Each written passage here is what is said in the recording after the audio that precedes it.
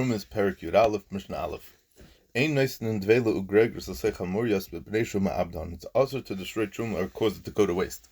This Mishnah is going to discuss a number of things that may not be done with Truma because it is Isser. One may not put pressed figs or dried figs or Truma into fish fat in order to flavor the fat. B'Bnei Truma Abdon, because once the figs release their flavor, one usually discards them and thus destroys the figs. Therefore, he may not use Truma figs for this purpose. One may put wine of Truma into fish fat because the wine is left in the fat and eaten with it and is not destroyed. Although this wine is not being drunk in the normal manner, it adds flavor to the fat, and flavoring a dish with wine is a perfectly acceptable use of wine. It's not considered destroying the wine. If, however, the wine would not add flavor to the fat but would be used to simply counteract the foul taste of low-quality fish fat, such a use would be considered destroying the wine and would be also. Ein mefatben es hashemen, one may not perfume truma oil by soaking spices in it. This is because the spice absorbs some of the oil, and since the spices are eventually removed from the oil and thrown away, the truma oil absorbed in them will go to waste. Mefatmen is a lashon of pitum hakteres. That's what the lashon comes from. Avol oisin es hayayin yenumlin. But one may make the wine of truma into yenumlin, a beverage of spiced wine, by flavoring it with honey and pepper. It's mentioned in Gemara Shabbos. Although the honey and pepper absorb some of the truma wine, in this drink the honey and pepper remain in the wine and are consumed along with it, thus none of the wine is wasted.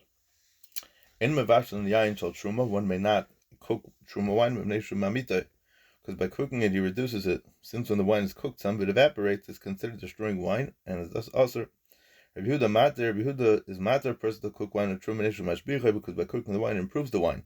Since cooking improves the overall quality of the wine, it's considered a constructive use of the wine and not a waste, even though some of the wine is lost. Cooked wine lasts longer than uncooked wine, and that's the difference between mevushal, something that's not mevushal, but people don't. Mamita, another pshat is in the Tanakama that says in mevashel yain shel truma b'nei mamita. The Rab says it is the mafarshi. There are those that explain shamamita mishoisav. Less people are going to drink it. Most people won't drink wine that's cooked. They will only drink wine that's chai, that's raw, before it's cooked. Mishnah Beis, Dvash Tamar, if a non-kohen unintentionally consumes honey from truma dates, v'yein tapuchim, and apple cider of truma, v'chaimet sisvanios, and vinegar from truma of winter grapes. Sisva is winter, so sisvanios are grapes that grow in the winter. It's a certain type of grape. Grapes usually ripen in the summer. Grapes that grow slower and do not ripen until the winter are poor quality, and their juice is made into vinegar rather than wine. Which are called perish al truma, or any other fruit from truma fruits. Rabbi Lezer mechayiv karam v'chaimesh. Rabbi Lezer says that he's mechayiv to pay a karam v'chaimesh, just as if he eats truma, because juice of truma fruit has the status of truma, just as the fruit itself does. Rabbi Yeshua Paiter, Rabbi Yeshua exempts the non-kohen from paying the chaimesh. L'shitas Rabbi Yeshua, fruit juices do not have the status of regular truma, and the chaimesh is an oynish, is a knas that's added only when a non-kohen eats food that has the din of ordinary truma. Rabbi Lezer metame mishum mashka. Rabbi Lezer considers date honey, apple cider, and vinegar of winter grapes, and all other fruit juices to be tameh as a beverage. That is, they are subject to the halachas of tumah of beverages. There are a number of halachas of tumah that apply to liquids. They can become tameh if they are touched by a tameh object, and if a beverage is tameh and it touches other food, it makes the food tameh. In addition, no food can become tameh unless it has some point become wet with a liquid. Rabbi Lezer holds that all fruit juices are considered liquids and are therefore subject to these halachas. Rabbi Yeshua says to Rabbi Eliezer, the Chachamim did not list 7 liquids like peddlers listing spices. K'mayne patamim are those that count spices. That is, the Mishnah Machshirin in Perek Vav gives a list of 7 specific liquids that are subject to the halachas of tumah: tal, mayim, yayin, shemen, dam, chalav, and dvash. Yad, shochat, dam is the Rosh Tevis of these 7 mashkes. They did not leave some liquids off the list, just as a spice peddler might announce only some of the spices he had for sale. A peddler calls out the products he has for sale. However, he doesn't necessarily announce all his merchandise. He might have other goods that he did not mention. But the Chachamim lists 7 mashkes that are very specific. Ela amru shiva mashkin tameim, ushar kol mashkim tahirim. Rather, the Chachamim said that these 7 liquids are tameh, and all other beverages are tahar.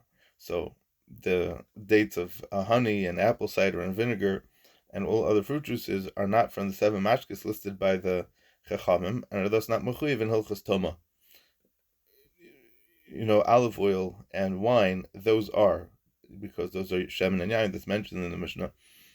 It is halacha, the Gemara Pesachim goes through Gabe Pesach, May Peres Emach Mitzim, that May Peres can make something become chametz, and there's other halachas there about May Peres. So what exactly are the May Peres? So it's not viewed as mayim, because if it would be viewed as mayim, then it would be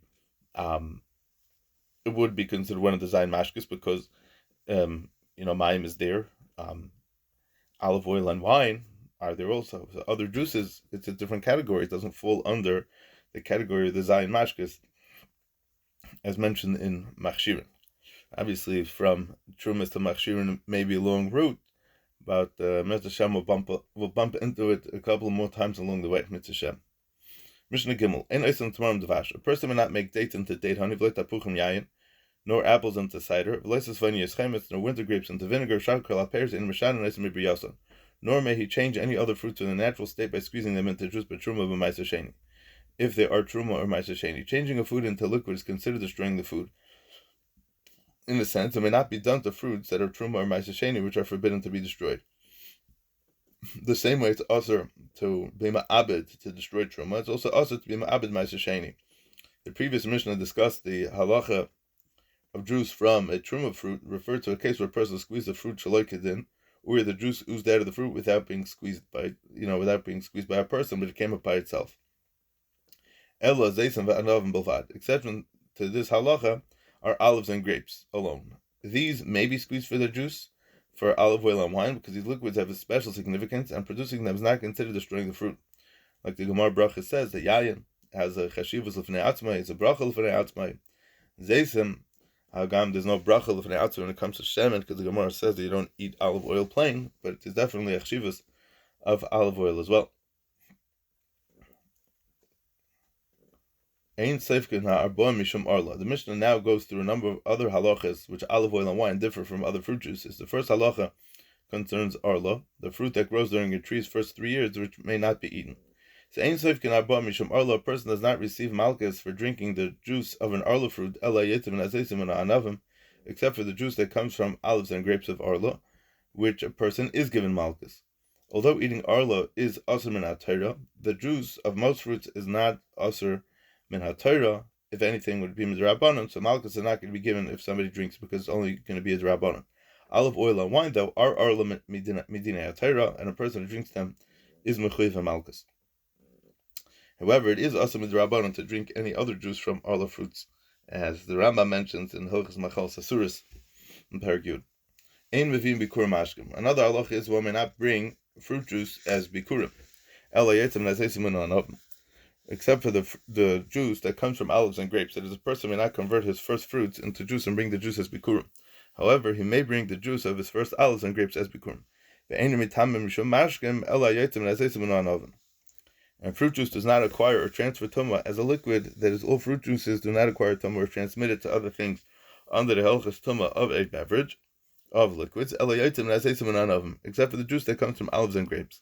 As we learned in the previous Mishnah, the Chacham listed 7 mashkes that have the din of tumah, and not wine and olive oil are the only fruit juices on the list. All other fruit juices which are not on the list do not have the din of tumah. So it won't become tumah at all.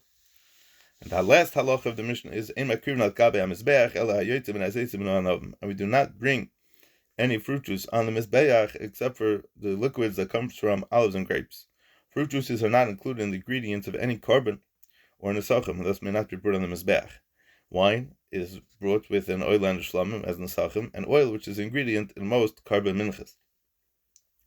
Not only that, but if a person could donate nesachim alone, meaning just nesachim, and a person could also just donate a carbon of just plain oil, as the Gemara mentions in Menachos. Okay, Mishnah Dalid, the uktzei te'enim ugragris v'aklisim v'acharuvin shel truma asurim lezarim. Only the edible part of a truma fruit has kedushas truma. Inedible stems and seeds have no kedusha, which we mentioned in the previous parak. Mishnah Hay. The next Mishnayos are going to discuss halacha of certain parts of various fruits. So the stems of figs, dried figs, kalisim are also a type of fig, and charuvin are carobs, are boxers of truma, also lazar, are forbidden to non-kehanim. Although it's an inedible stem, does not have truma. The stems of these fruits are soft enough that they are regularly eaten along with the fruit, and they do have the dine truma. Mishnah Hey, garine truma, seeds of truma, bisman truma chansan, when the Kohen collects and saves the seeds he eats, as he eats the fruit with the intention of eating them, asuras, the seeds are forbidden to a non-Kohen, that is, they must be treated as truma. Although fruit seeds are not food, and thus are not truma minat Torah, the Chachamim decreed that if a Kohen saves them, treating them as food and not as garbage, they must be treated as truma. If the Kohen throws away the seeds mataros, they are permitted to a non-Kohen. Since the seeds are being discarded as waste, they need not be treated as truma. Similarly, halacha applies to the bones of karbanos. When a person eating the carbon collects and saves the bones with the intention of eating them, or the marrow within them, they're also, so the bones are subject to the same halachas as the basar kochim, meaning that it'll have an issue of noisar. However, if he throws away the bones, they're permitted, and they're not going to have any dinei noisar on it at all. Now, the only exception to this rule, obviously, is going to be Korban Pesach, because there's a lav in the Torah, the etzam l'sishberu by that you're not allowed to break any bones of the Korban Pesach. So the Gemara actually has a question, that how could a person not have noisar from the Korban Pesach? There's always going to be marrow in the bones of the carbon, and he can't eat it because there's an isser of etzam l'sishberu by. So maybe the isser of etzam l'sishberu by is doichet din of noisar. It's a question of itself. It's a Gemara. Okay, hamursan mutter, coarse bran. Bran is a husk that surrounds a grain kernel. Before the kernels are ground, they're beaten, and the larger pieces of the husk fall off. These pieces are the coarse bran. The kernel is then ground into flour, and the remaining smaller pieces of bran, which is fine bran, are then sifted out of the flour, and generally none of the bran is eaten. So hamursan mutter. Mursan of truma is permitted to a non-Kohen. He doesn't have dinner truma because people don't eat it. Suban shal chadashos asuris. However, fine bran that comes from fresh grain of truma is also to non-Kohanim. Although the bran itself does not have dinei truma, it tends to have regular flour, which is truma mixed into it, so a non-Kohen must avoid eating this. Shalishanis mutaris. But fine bran that comes from old grain of truma is mutar because this bran does not usually contain flour. And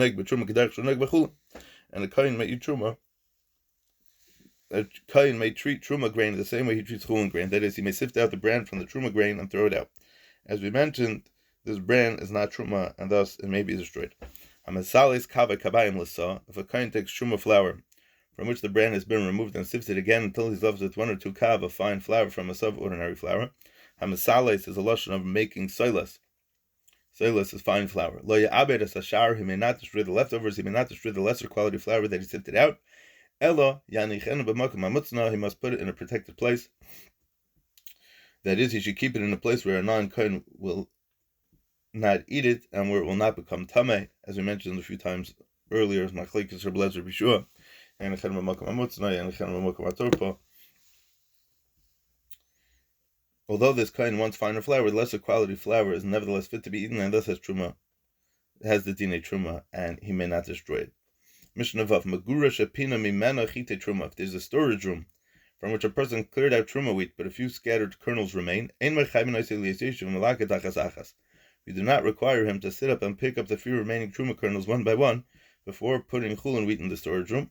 El Machabed Kedarka, he may clean out the storage room as he usually does, as he would clean the room that was filled with chulin grain, in which case he would probably overlook a few scattered kernels. He's not required to be any more thorough when cleaning the storage room of truma, even though he might sweep out a few kernels and they might end up in the garbage, which may be being ma'abed truma b'yadayim, but because if he wouldn't save it for chulin, we're not going to be mechayiv him to save it for truma either. Ela mechabed kedarka, and he may then put chulin wheat into the storage room, and we're not concerned about the fact that the remaining truma kernels will be mixed up with the chulin wheat that will be stored there, because these few kernels of truma will be batul by the wheat of chulin that he's placing into the storage room, and the whole room will be considered chulin. The concept of bittul is understood that when two substances are mixed, the one that has a majority of substance cancels out the minority. I see here you're going to have a Rav Chulin, so it's going to be Mavatal the Truma. Although we learned that Truma cannot be bottled by Chulin unless the Chulin is 100 times the amount, in this case the Chacham made an exception, and the Truma is bottled as long as there is Rav. As a halacha, a person must not intentionally mix a forbidden substance with a larger permitted one in order for the forbidden substance to become nullified. As we mentioned in Parag Hey, that there's still a concept of Ein Mevatel and Isel Chatchila, but it seems like over here the Chachamim are going to be Mekel. Mishnah Zayin. Similarly, if a barrel of truma oil spilled onto the ground, we do not obligate the owner to sit and wipe up every last drop of spilled oil with his hand. Rather, he treats it in the same way that he treats chulin oil that spilled. That is, he must salvage whatever amount of oil he would have saved had the oil been chulin. Since people do not usually care to collect every last drop of oil, he may leave the last few drops on the ground. It's not considered destroying truma. Allowing truma to go to waste, even without actively destroying it, is included in the isser of being ma'abed truma. Therefore, the owner may not leave the oil on the ground. However, he's not mechuyev to do more than he would do for other food. Meaning, we're not mechuyev to go to be concerned about the stuff that you wouldn't do it for chul. Mishnah Ches. Hama'ar mikad lekad. If a person pours wine or oil of truma from one barrel to another, and after emptying the first barrel, he tips out 3 more drops. He may not put wine or oil of chulin into the empty barrel, even if a few drops of truma still remain in the barrel. A person is not mechuyev to wipe them out before refilling the barrel, and we're not concerned about the fact that these drops will now be mixed in with the chulin, because they'll be mevatal with the rav of chulin liquid in the barrel, and the whole barrel full will have the status of chulin. And the same as the previous Mishnah, because we're not mechayev a person to do more than he would normally do if it was chulin. Hirkina umitza harezu truma. However, if a person tipped a nearly empty barrel so that the remaining drops of truma collected at the bottom, harezu truma, this liquid is truma, even though only a few drops of liquid remain in the barrel, those drops are truma, and if they are not nullified by chulin, they maintain the din of truma. Emptying out the barrel until 3 drops drip out permits the owner to refill the barrel with chulin. However, the drops that remain in the barrel are still truma. If the barrel is not filled with chulin, they remain truma even though there are only a few drops, so few that the owner doesn't care about them. I mean, the person doesn't care about them, so we're not going to be mechayev you to care about them. By many mitzvahs, by many isurim, and many inyanei kachim, there are things that we do have to take into consideration which we normally wouldn't for a regular chulin, right? But in the case of truma, we're not mechayev. Okay, how much is the minimum amount of trumas meiser of the maya that a person is required to bring to a kohen? Having discussed halachas that apply to a small amount of truma, the Mishnah discusses a kula that applies to a small amount of trumas meiser of the maya, which is a small portion that's usually given to a kohen. Again, the maya is produce obtained from an amaretz. The chacham or geyser, the meiser must be separated from such produce because the amaretz may not have done so. Most of the portions separated from the maya remain the property of its owner, with the exception of trumas meiser, which is given to a kohen. So, how much is the minimum of trumas meiser that a person is mechuyev to give to the kohen? Echad mishmaina lashminas, the eighth of a loig, which is 1/64 of a loig. If a person has less than this amount, he does not have to bring it to the kohen. Karshine truma, vetch, Mishnah Tes. Karshine truma, vetch, that is truma. Vetch is a bean-like plant that's used for animal feed. Since it's generally not eaten by people, it really should not be obligated in truma. However, since people do eat vetch in times of need, such as during a famine when there's nothing else to eat, the Chachamim said that truma needs to be separated from it. So karshine truma, a kohen may feed it to his animals, to the domestic animals, the behemoths and the chayas, and to the chickens. Since vetch is usually used as animal food, feeding it to an animal is not considered wasteful, and its truma may be fed to an animal. Yisrael shasocha par mikoyin. If Yisrael rented a cow from a kohen, machila karshine truma, he may feed it karshinim, these beans, this vetch of truma. Although the Yisrael has the right to use the cow and is responsible to feed it, it belongs to a kohen. Therefore, the Yisrael may feed it truma. The kohen shasocha par mi Yisrael. If a kohen rented a cow from a Yisrael, afal pishim zeiniseha olav, even though the obligation to provide the animal's food is on the kohen, lo yachilena kashini truma, he may not feed a truma because the animal belongs to a Yisrael, and the truma may not be fed to an animal of a Yisrael. Yisrael shesham par mikayin. If Yisrael assessed the value of a cow before he leased it from a kayin, and he agreed to repay the kayin that value, no matter what, the Mishnah refers to an arrangement where Yisrael agrees to care for and fatten the cow of the kayin, and Yisrael will receive half of the profit. Profit here refers to the amount that the animal will go up in value after it was fattened. Part of the arrangement is that if the animal dies or goes down in value, instead of going up, the Yisrael is responsible to pay the kayin the amount it was worth at the time of the leasing. In order to properly calculate the profit or loss, the animal was assessed before it was given to the Yisrael. Such an arrangement is problematic for reasons based on the Isser HaTorah of Ribis, but that's a separate issue. So lo yachilenu karshine truma, the Yisrael may not feed it truma of karshinim of truma. Although the cow technically belongs to a kain, the Yisrael is considered its owner because he accepted full responsibility for it. Since the Yisrael is responsible to pay the full value of the animal, no matter what happens to it, he's considered its owner. To contrast, an ordinary renter is not fully responsible for the rented animal. Although he must pay if the animal is stolen or lost, he does not have to pay if it is damaged due to an accident or if its market price goes down. Therefore, the animal is not considered the renter's property. The kayin shesham par mi Yisrael. If a kayin assessed the value of a cow before he leased it from Yisrael and he agreed to repay the Yisrael that value no matter what, machila karshine truma, the kayin may feed the cow truma vetch, because in such a case the kayin accepts full responsibility for the animal and thus is considered its owner, since the animal belongs to a kayin and may be fed truma. Mishnah Yud, which is the last Mishnah in the Masechta. Madlikin shem and sreifa b'bate knesiyos. If truma becomes tamei, it may not be eaten and it must be burnt. However, a kain may derive benefit from burning it. For example, if truma oil becomes tamei, he may use it as fuel in a lamp, thereby deriving hana from the light it gives as it burns. Truma oil that is tar, on the other hand, may not be burnt, not even to fuel a lamp, since burning oil that can be eaten is considered destroying truma. As a halacha, though, a non-kain may not benefit from burning truma. The Mishnah discusses some exceptions to this halacha in cases where a non-kain may get hana from burning truma oil. Madlikin shem and sreifa b'bate knesiyos. We may kindle a light with oil that must be burnt in a shul, ubabate midrashas, and in places where people learn, and in dark alleyways, even though non-kahanim will be in these places and benefit from the light. The Rabbanon who answered as zar, a non-kain, from getting hana from such oil, the Chacham made exception in these cases since the light serves as a public need. Although the Torah forbids a non-kain to eat truma, the Torah doesn't answer from getting hana. If the Chachamim were geyser that a non-kain may not use truma in any way that causes the truma to be consumed, such as by burning it, the Chachamim suspended this isser in cases of public need. A person may use truma oil that's tamei to kindle a light over sick people, even if they are not kahanim. Rishus HaKayin, if a kain is present. Rishus HaKayin literally means in the kain's rishus, because halacha is Gemara Shabbos, ner le'echad ner le'meya, meaning what's the difference? I mean, a light is somebody that you bring it into a room, everyone in the room can benefit from it. So if the kain can get it, we don't tell the Yisrael that he can't use it. As long as the kain is in the room to benefit from the light of truma oil, any non-kain in the room may also have hana from the light. It takes the same amount of light to illuminate the room for one person as it does to illuminate a room for 100 people. Therefore, if a light was lit for a kain, no extra light is being generated for the non-kahanim who are present, the same amount of light anyways. And they may also benefit from the light.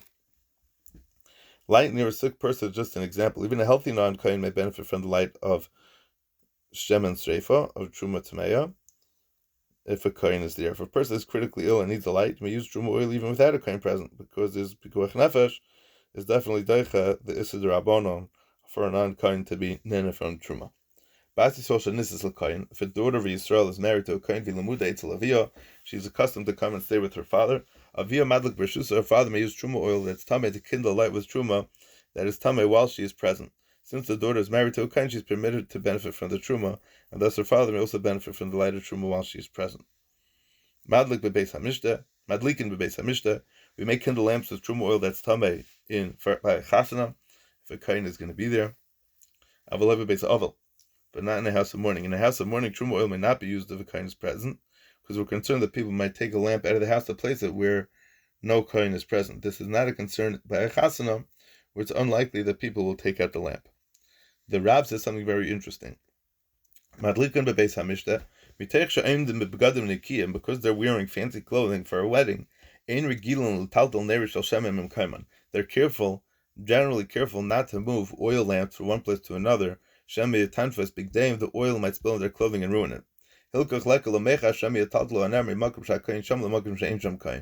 no concern that he might move the candle from a place where there is a kain to a place where there is no kain. But in Beisa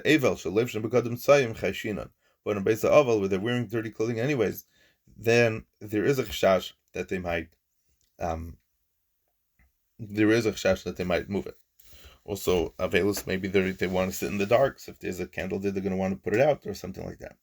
Rabbi Yehuda, as they look to Rabbi Yehuda, Rabbi Yossi says it's mutter to use truma b'beisa aval in a house of mourning of b'beisa mishta, but not by a chasana. According to Rabbi Yossi, the opposite is true. It's likely that a person will move a lamp from a chasana, but not from a beis aval. Why?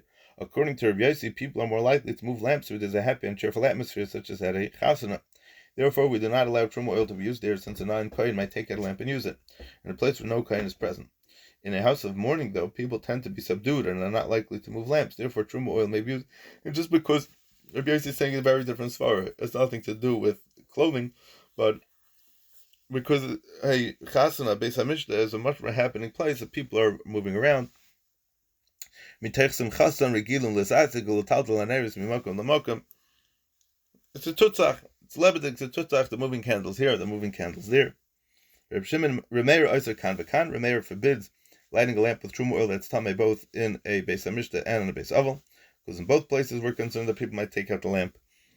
Reb Meir takes on the chumras of Reb Yehuda and Reb Yossi. Reb Shimon Matir Kan V'Kan. Reb Shimon's Matir using truma tamei sayin a Beis Aval and sayin a Beis Mishta, because in either place we're not concerned that a person will remove the lamp. May we be zoicha to or zeru ala tazik l'ishrei le'simcha, and hadra loch masech the trumas hadra chalon.